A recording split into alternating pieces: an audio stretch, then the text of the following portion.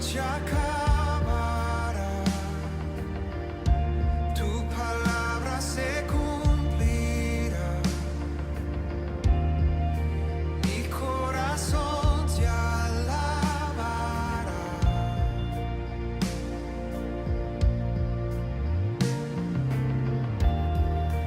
Cristo mi Salvador, cúbreme con tu amor. Mi corazón te alabará.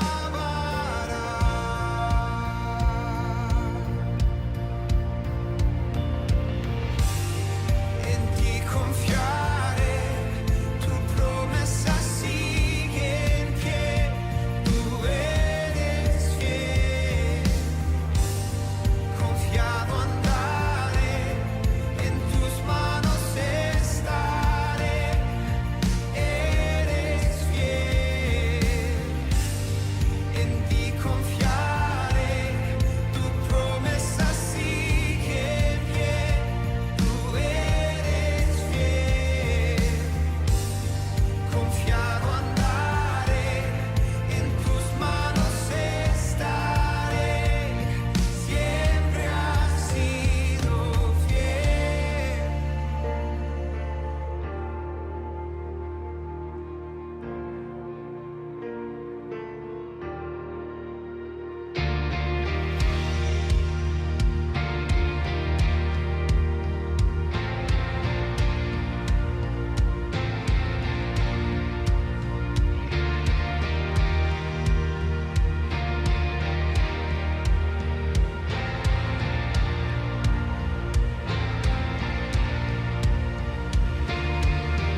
Yo sé que tú mueves montañas, yo creo en ti, sé que lo harás otra vez. Abriste el mar en el desierto, yo creo en ti, sé que lo harás otra vez. Yo sé que tú mueves montañas, yo creo en ti, sé que lo harás otra vez. Abriste el mar en el desierto, yo creo en ti, sé que lo harás otra vez. Yo sé que tú mueves montañas, yo creo en ti, sé que lo harás otra vez. Abriste el mar en el desierto, yo creo en ti, sé que lo harás otra vez. Sé que lo harás otra vez.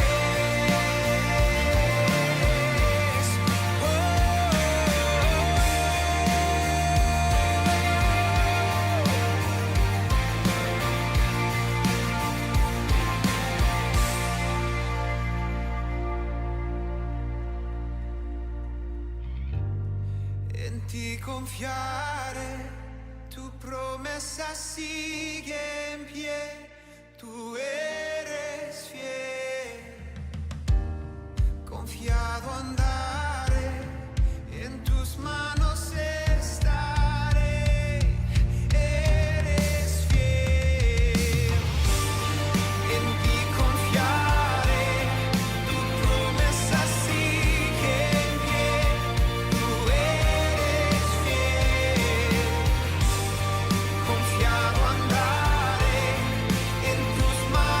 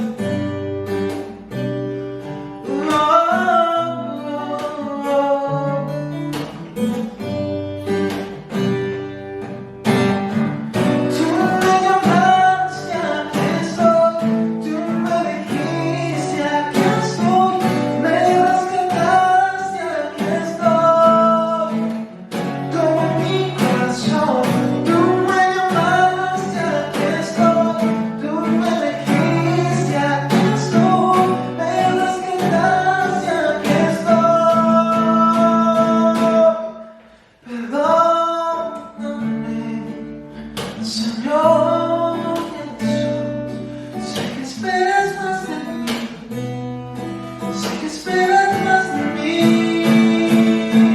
Perdóname, Señor Jesús. Sé que esperas más de mí. Sé que esperas más de mí.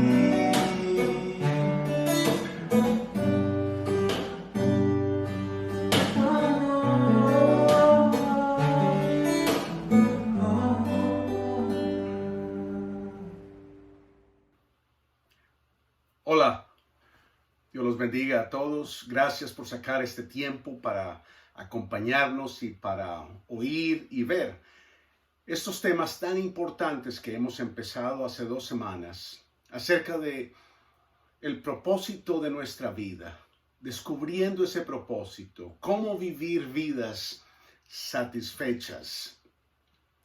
Fuiste hecho para integrar la familia de Dios. La semana pasada consideramos el primer propósito por el cual estamos en esta tierra: conocer y amar a Dios. Eso es la esencia de la adoración, conocer y amar a Dios. Porque fuimos creados para agradar a Dios. Hoy vamos a considerar el segundo propósito por el cual fuiste creado. Fuiste creado para integrar la familia de Dios.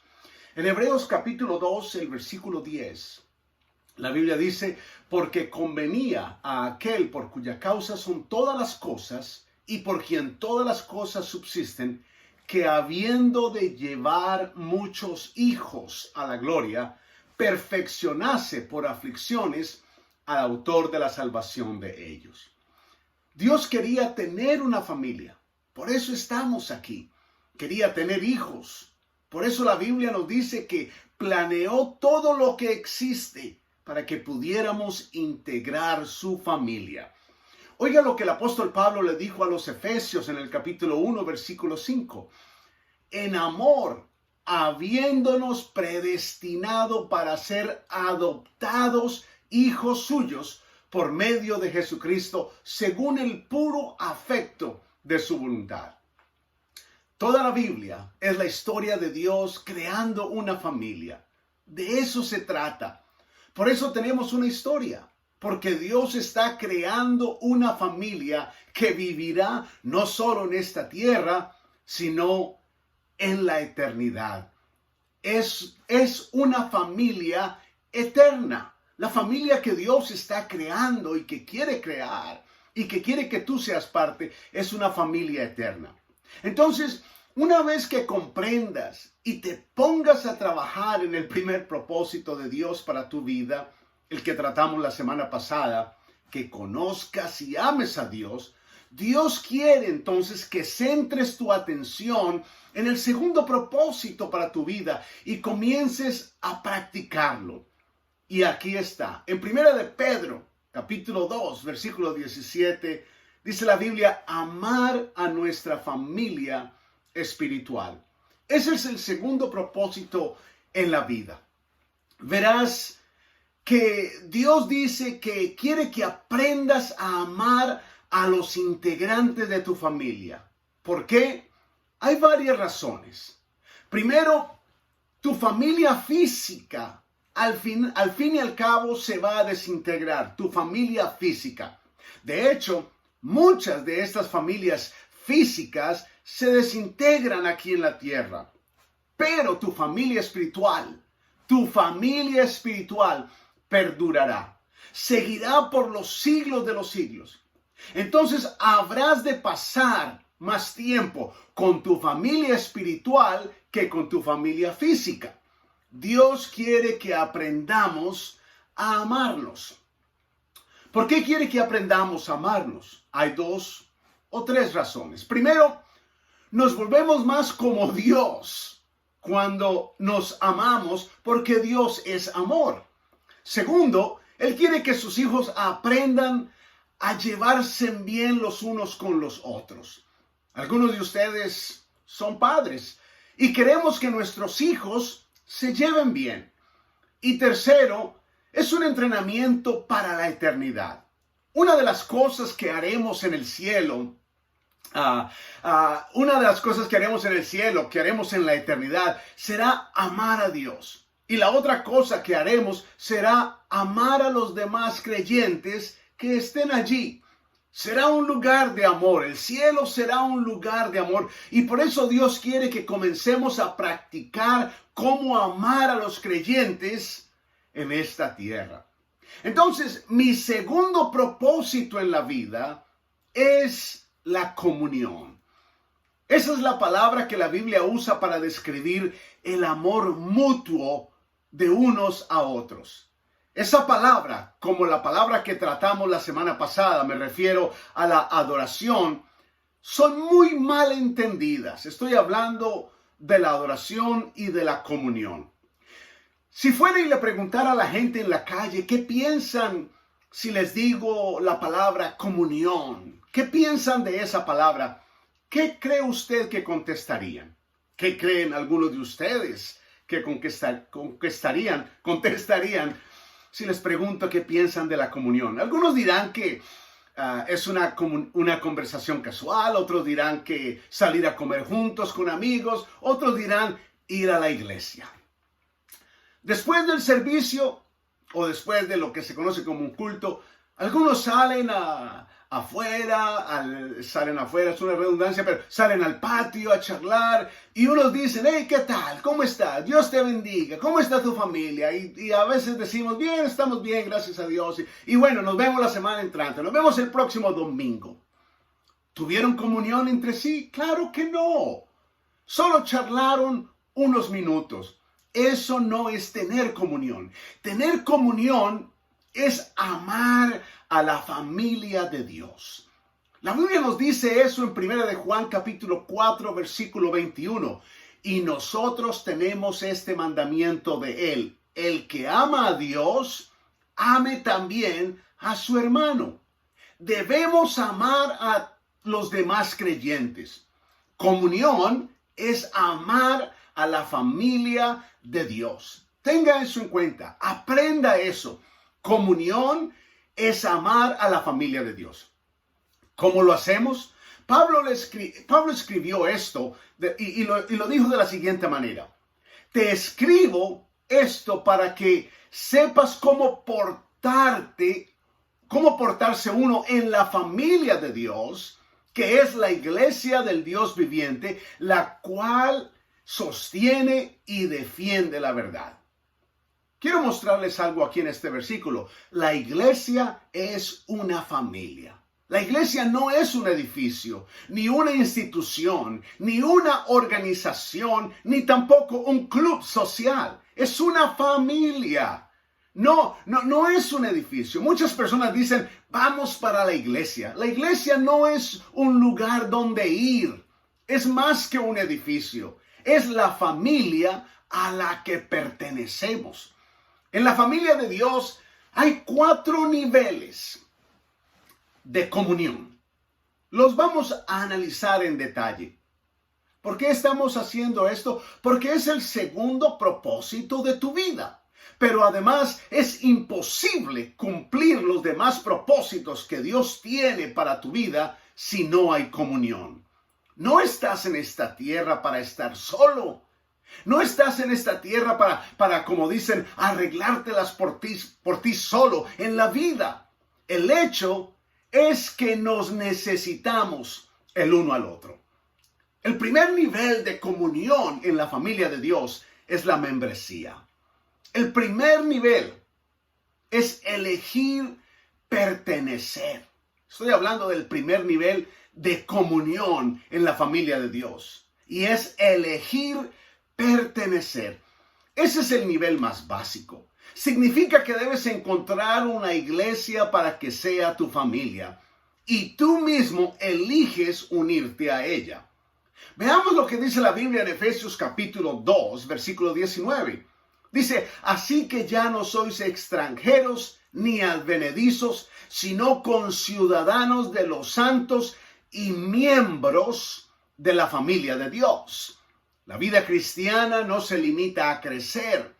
Es cuestión de pertenecer y tú y yo debemos elegir ser miembros. La comunión comienza con la pertenencia. La comunión comienza con pertenecer, con hacer una elección. Y Dios quiere que te identifiques con esa elección de integrar su familia. Cuando naciste, automáticamente te convertiste en parte de la especie humana. Pero tienes que elegir pertenecer a la familia de Dios, a la iglesia. Escucha eso otra vez.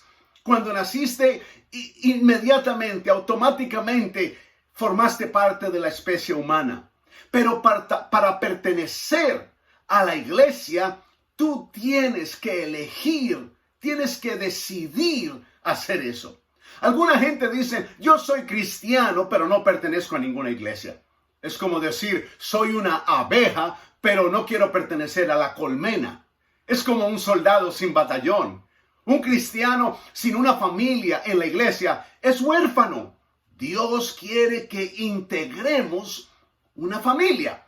La Biblia nos dice en Romanos capítulo 12, versículo 5, así nosotros siendo muchos, somos un cuerpo en Cristo y todos miembros los unos de los otros. Estamos unidos como miembros. Sé que la palabra membresía puede sonar algo rara para algunos de ustedes, pero ¿sabían que esta palabra surgió de estos versículos de la Biblia? Sé que hoy también se usa para ser miembro de cualquier tipo de club, pero sus orígenes están aquí en la Biblia. Un miembro del cuerpo de Cristo. Así como tu mano es un miembro de tu cuerpo, así de unidos estamos nosotros. No se trata de ser parte de un club cualquiera. Se trata de estar unido entre nosotros, de elegir integrar la familia de Dios. En los Estados Unidos tenemos lo que llamamos creyentes flotadores. Gente que van de congregación en congregación. Una semana son parte de una congregación y la otra semana van para otra congregación. Si quieres crecer, si deseas ver a Dios obrando en tu vida, tienes que unirte a un cuerpo. Si flotas de iglesia en iglesia, de congregación en congregación, es como si, por ejemplo, fueras el hígado y te sacaras del cuerpo y te unieras a otro cuerpo. Si lo hiciera, un órgano no va a crecer, se secaría y moriría. Lo mismo pasa con los creyentes que se unen a un grupo de creyentes donde podamos decir, quiero ser parte de lo que está pasando aquí. Jesús llama a la iglesia su cuerpo. ¿Qué si te dijera, te amo, pero no me gusta tu cuerpo? ¿Cómo te sentirías? La iglesia es el cuerpo de Jesús. Él ama a su iglesia. La iglesia es la esposa de Cristo. ¿Qué tal si yo te dijera, te amo, pero no soporto a tu esposa? ¿Qué dirías? Lo mismo sucede. ¿Cómo podemos decirle a Dios, yo te amo, Señor, pero no aguanto, no quiero pertenecer a tu cuerpo?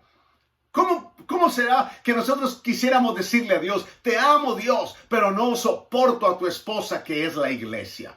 La iglesia es la esposa de Cristo y como Jesús ama a la iglesia, tú y yo necesitamos tener el mismo amor por este cuerpo, tomando la decisión de elegir a ella y pertenecer a ella. Ahora, ¿cómo puedo pertenecer al cuerpo de Cristo? Hay un símbolo para eso. Para el hecho de que nos pertenecemos. Una figura que Dios nos ha dado. Esa figura, ese símbolo, como quieran llamarlo, se llama bautismo. El bautismo es la muestra externa de que estamos unidos al cuerpo de Cristo. Miren escuchen lo que el apóstol Pablo le dijo a los Corintios en su primera carta en el capítulo 12, en el versículo 13, con respecto a esto. Él dijo, todos fuimos bautizados por un solo espíritu para constituir un solo cuerpo, ya seamos judíos o gentiles, esclavos o libres. El bautismo es la manifestación pública de anunciar que yo soy parte de un cuerpo de creyentes y que estoy contento de pertenecer a ese grupo de creyentes. Romanos capítulo 6, versículo 3 lo expresa de la siguiente manera. ¿Acaso no saben ustedes que todos los que fuimos bautizados para unirnos con Cristo Jesús, en realidad fuimos bautizados para participar en su muerte? El bautismo es la manera pública de proclamar que morimos a algo y que vivimos para otra cosa. Hemos muerto a nuestra vieja manera de vivir y ahora vivimos en una vida renovada. El bautismo es el símbolo visible del compromiso del corazón de una persona que no se avergüenza de proclamar al mundo que cree en Jesucristo. Nunca me olvidaré el día en que me bauticé, cuando decidí hacer público mi compromiso con Cristo. No me refiero a lo que sus padres hicieron con ustedes cuando eran niños, con algunos, cuando eran bebés que los llevaron a la iglesia y los bautizaron de una manera tradicional. No, estoy hablando de su fe. Estoy hablando de decidir anunciar al mundo, no me avergüenzo del evangelio. Entonces, ese es el primer nivel de comunión en la familia de Dios, la membresía. El segundo nivel de la comunión va más allá, cuando avanzamos un poco más en la familia de Dios y consiste en esto, aprender a compartir. Lo llamamos el nivel de la amistad. Dios te creó a su imagen y por lo tanto fuiste hecho para tener relaciones, para relacionarte con los demás. La Biblia dice, no es bueno que el hombre esté solo. Fue lo primero que Dios vio que no estaba bueno, que Adán estaba solo. En otras palabras, fuimos hechos el uno para el otro. Necesitamos tener amigos. La Biblia dice en Hechos capítulo 2, versículo 44, que todos los que habían creído estaban juntos y tenían en común todas las cosas. Fíjense en dos cosas. La primera, no podemos desarrollar una amistad sin estar juntos. Y la segunda, no podemos desarrollar una amistad sin tener cosas en común. Entonces, entre más seguido nos reunamos, más cercanos vamos a ser. ¿Conocen algunas personas que tienen amistades íntimas por años? Hablo de 20 o 30 años. Y usted pensará, qué suerte la de esa gente. No es cuestión de suerte, es una elección. Uno elige cultivar una amistad dedicándole tiempo. ¿Saben por qué la mayoría de las personas están solas? Porque no dedican tiempo a las amistades. Están demasiado ocupadas en conseguir cosas, muy ocupadas con sus trabajos, muy ocupadas haciendo otras tareas. No están dispuestas a dedicar tiempo a las amistades. Para tener amigos hay que reunirse, hay que estar juntos. Y hasta tanto no hagan de esto una prioridad en sus vidas, no podremos cultivar una amistad duradera y fuerte. El versículo nos dice que tenían todo en común. Ahora, quienes son padres saben que una de las lecciones fundamentales que los niños deben de aprender es aprender a compartir. Todo niño tiene que aprender a compartir. Y Dios nos dice, en la familia de Dios, yo quiero que aprendan a compartir con los demás creyentes. Pero, ¿qué tenemos que compartir? La Biblia está llena de instrucciones con respecto a lo que debemos de compartir entre todos los cristianos. Permítame mencionar apenas unas 2 o 3. En primer lugar, la Biblia dice que debemos de compartir nuestras experiencias. La Biblia dice en Proverbios 27, 17 que la gente aprende una de la otra. Dice, el hierro se afila con el hierro. ¿Conocen la expresión, hay que aprender de las experiencias de los demás? Conviene aprender de las experiencias ajenas, porque así nos vamos a evitar cometer los mismos errores. Porque si todo lo que aprendemos en la vida lo aprendemos personalmente, probando y equivocándonos, sufriendo mucho, ¿sabe qué? Vamos a tener demasiados problemas que no necesitamos. Y para cuando descifremos todo en la vida, ya vamos a estar muertos.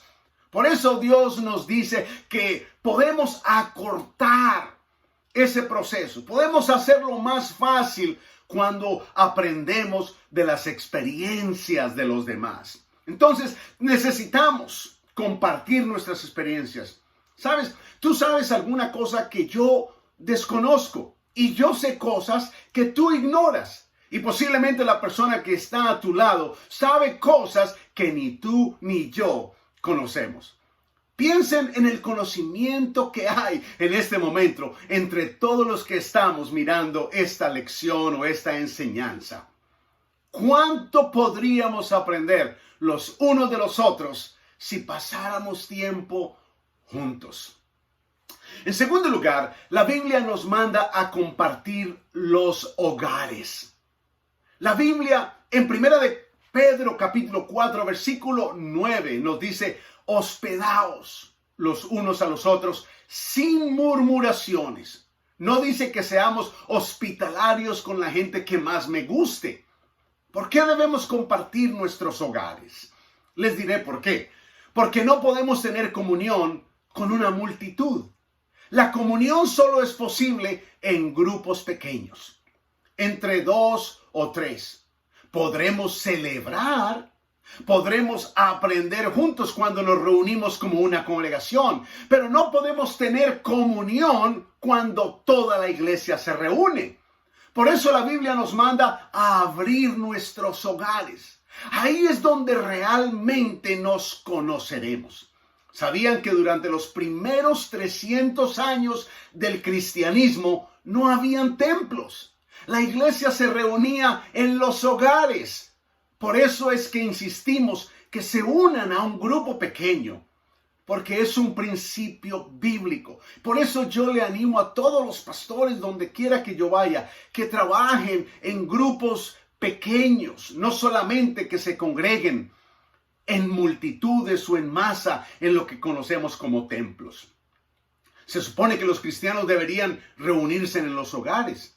Se dice que las personas pueden vivir al lado de sus vecinos durante años y ni siquiera saber quiénes son. En los Estados Unidos le echamos la culpa fundamentalmente a los garajes con portones automáticos. Porque al llegar a nuestras casas en los Estados Unidos, usted abre el portón de su garaje automáticamente, entra el carro, cierra el portón, entran a sus casas y ni siquiera vemos a nuestros vecinos. Antes que existieran los garajes automáticos, estoy hablando antes de la Primera Guerra Mundial, la gente tenía que estacionar afuera de sus casas y cruzar los jardines al frente de su casa. Ya nadie tiene jardines. En aquel entonces la gente se veían bastante, pero hoy no vemos a nadie. Por eso la Biblia nos manda a abrir nuestros hogares a conciencia, con intención. Por eso es que insisto tanto en implementar lo que llamo los grupos de amistad hogareños o células.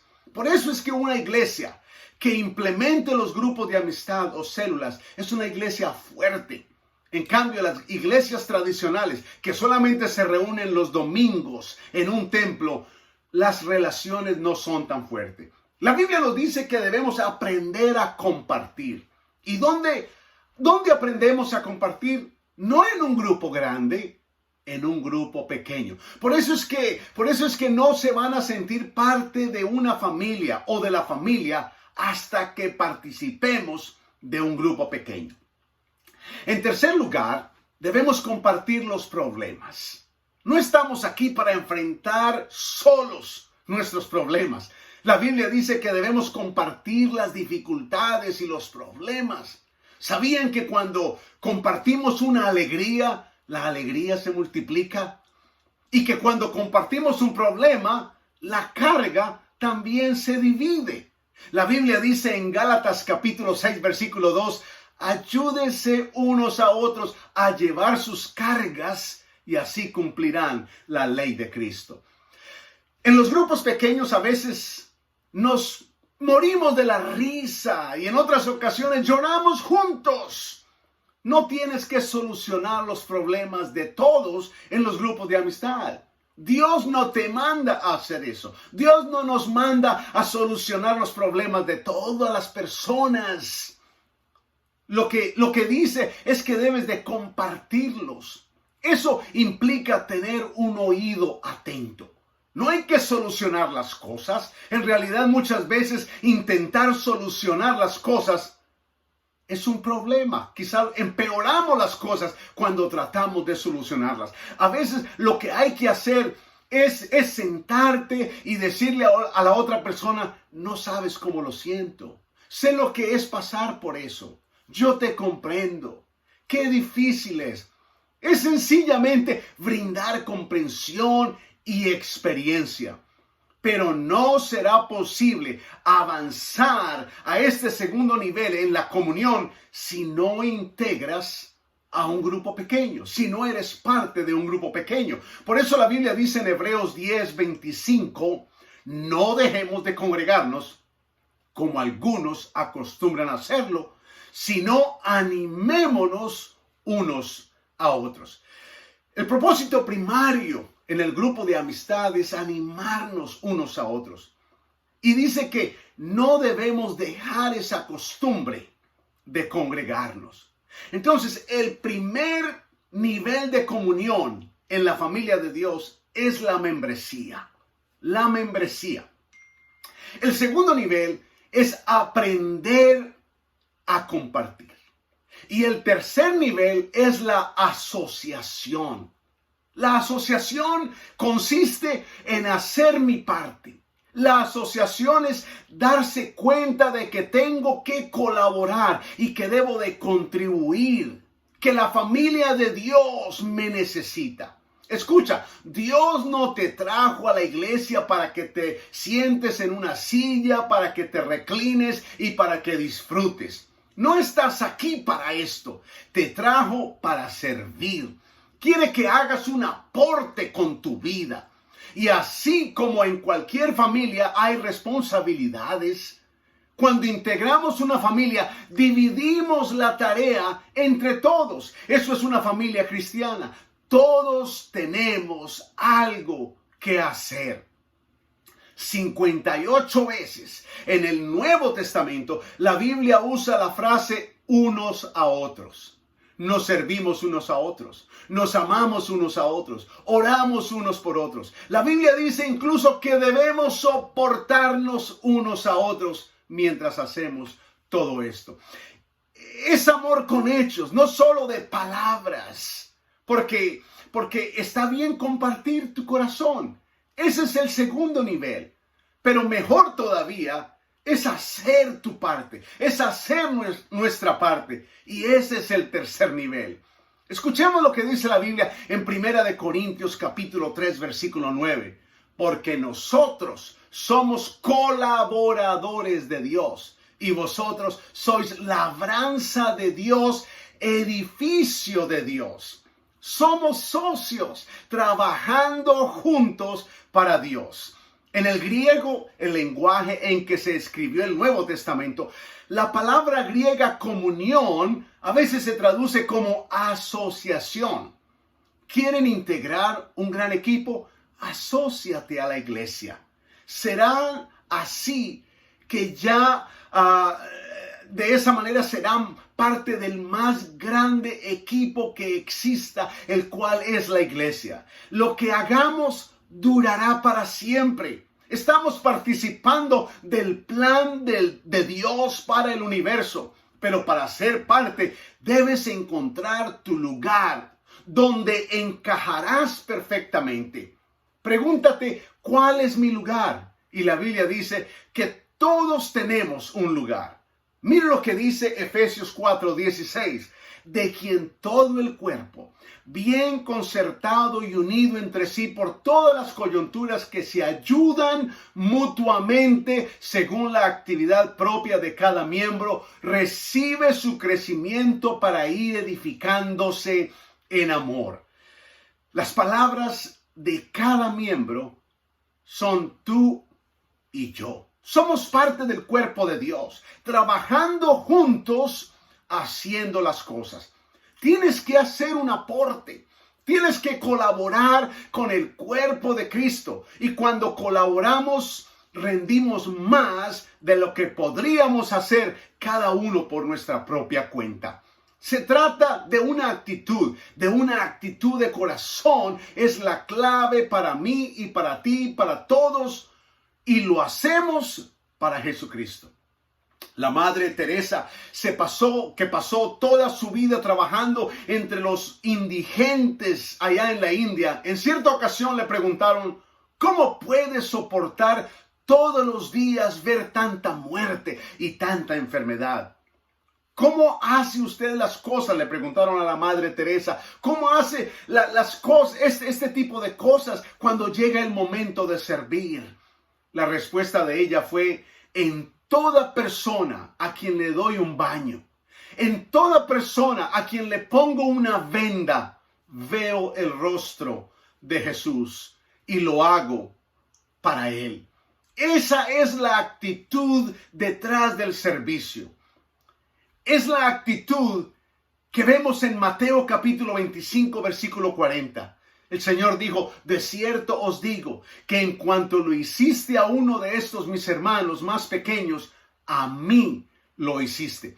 Por eso los animo a que esta semana pongan manos a la obra, de que den un paso práctico. Si deseas experimentar un nuevo nivel de comunión, averigüen qué necesidad puede satisfacer en la vida de alguien, algo bien concreto, y observen cómo repercute en la relación que tenemos los unos con los otros. Llegamos así al nivel culminante de la comunión de la familia de Dios, lo que llamamos el parentesco. No usamos esta palabra muy a menudo. El parentesco lo constituye literalmente sus parientes más cercanos, el círculo más íntimo de parientes. Cuando hay un accidente y se le pide a la persona que notifiquen al pariente más cercano, nadie dice, vaya a ver si encuentran a la tía Emilia. Se procura encontrar a la persona más importante en su vida, la persona más cercana, a la que más quieren. Vayan y encuentren a la persona que más les importa y tráiganla pronto para que estén juntos.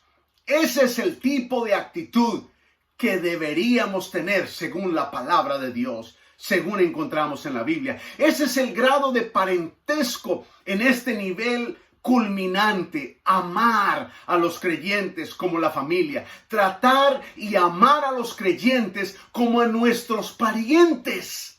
Estamos completamente dedicados a ellos. La Biblia dice en Hechos capítulo 2, versículo 42, y perseveraban en la doctrina de los apóstoles, en la comunión unos con otros, en el partimiento del pan y en las oraciones. Dios dice que no somos una familia, somos la familia de Él.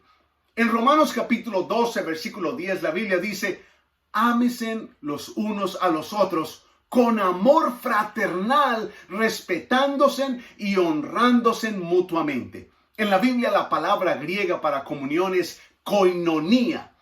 Y la raíz literalmente la raíz de esa palabra significa comprometernos los unos a los otros, tanto como lo estamos con Jesucristo. Ese es el nivel culminante de la comunión.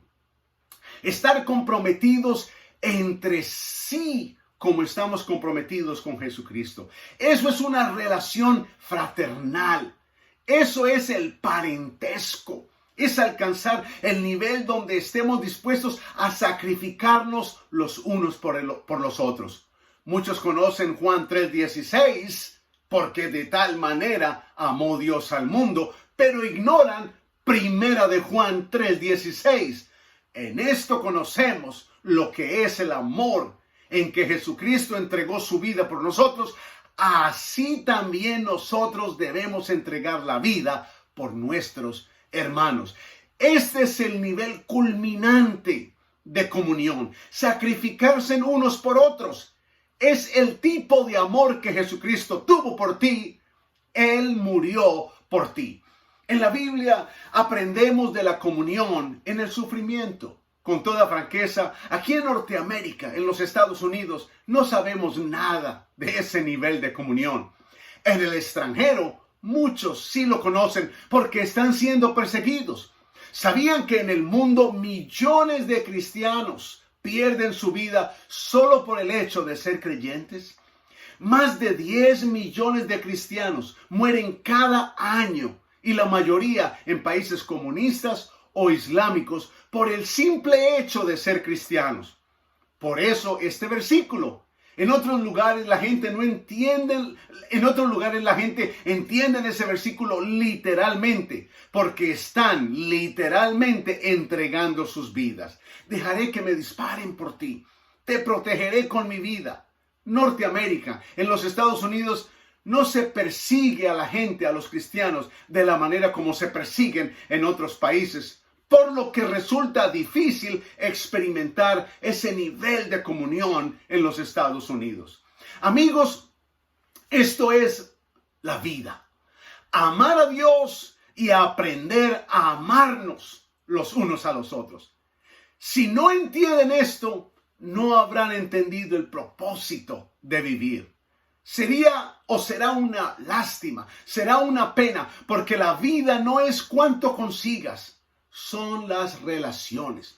Fuiste puesto en esta tierra para conocer a Dios, para amarlo, para conocer a su familia y para amarla, porque con ella pasarás toda la eternidad.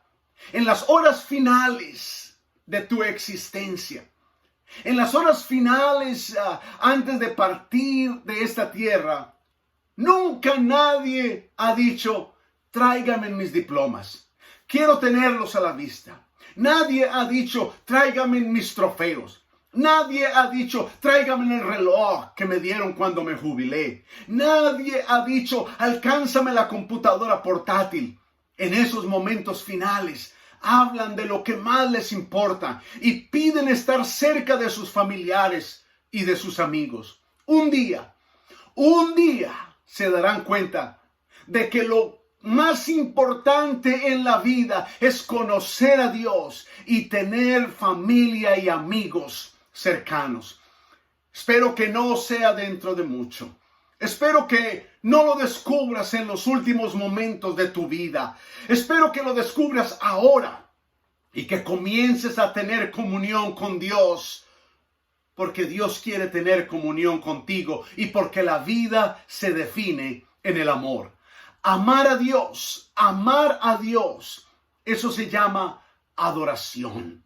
Y amarnos los unos a los otros, eso se llama comunión. La Biblia dice eso en el Evangelio según San Juan, en el capítulo 13, versículo 35. Jesucristo dijo: en esto conocerán todos que sois mis discípulos, si tuvieres amor los unos con los otros.